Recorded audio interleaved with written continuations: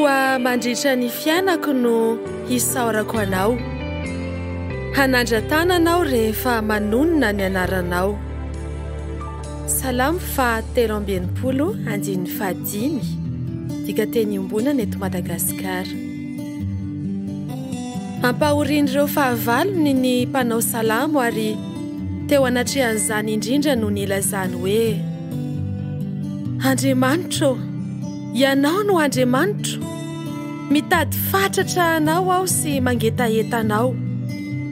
Maniry anao ny tenako manontolo toy ny tany maina sy mangetana, toy ny tany haraka mila rano.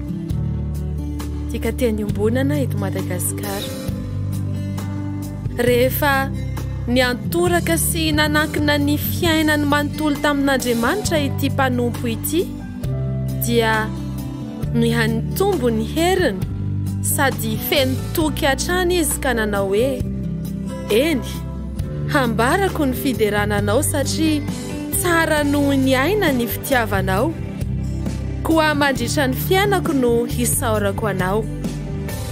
Hanandratana anao rehefa manonona ny anaranao, dia ho henotsoa toy ny voky sakafo tsara aho, ka ho faly handredona hira fiderananao.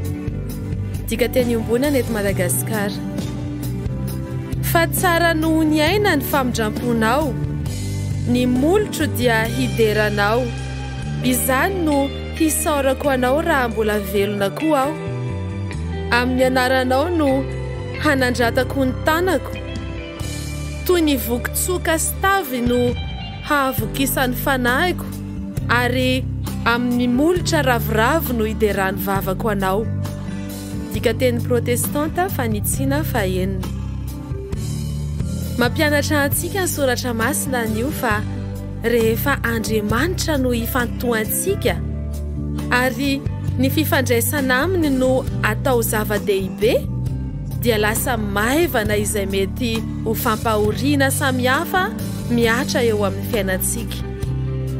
Ny toloko sy ny taraina dia ho zary fisaorana sy fiderana rehefa Andriamanitra sy ny teniny no banjinina sy saintsainina. Andriamanitra, mandritra ny fiainako no hisaorako anao.